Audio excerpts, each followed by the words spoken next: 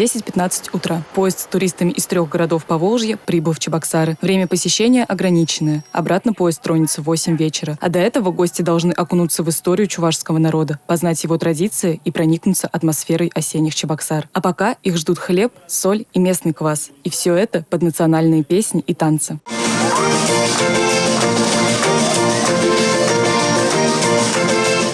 Вообще меня вывели настолько неожиданно, что я так кружилась в танце с молодым человеком. Да вы что? Нет, конечно, я первый раз в Чувашии. Супер. Здорово, такой прекрасный теплый прием.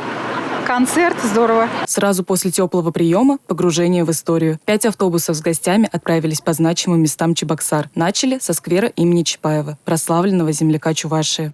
А очередь сюда, когда открывался этот памятник, здесь в Чебоксарах стояла, вернее, музейный комплекс. Фотографии на память и снова в путь. Следующая остановка – Чебоксарский тракторный завод. Закрытая территория для посторонних сегодня открылась для туристов. Уникальная возможность выпала гостям Чувашии. Каждый желающий может забраться вот в такую кабину трактора и почувствовать себя в роли настоящего водителя.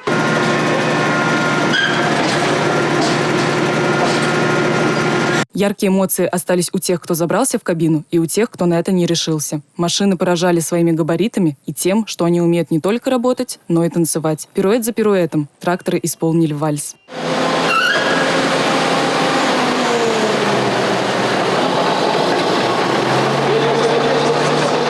Такой масштаб и гигантские размеры этих машин тоже поражают. Прекрасно. Я, честно, я не верил в то, что такие большие машины могут так плавно двигаться, нежно и даже танцевать вальс. От техники к культуре. Туристы отправились в Национальный музей Чебоксар, где своими руками сделали себе подарки. Теперь они займут достойное место не только на полочке с сувенирами, но и в сердцах. Сделанное своими руками. Самое ценное – делятся туристы. Я бы еще приехала еще и побольше. Вот одного дня это очень мало, чтобы посмотреть все здесь. Вот.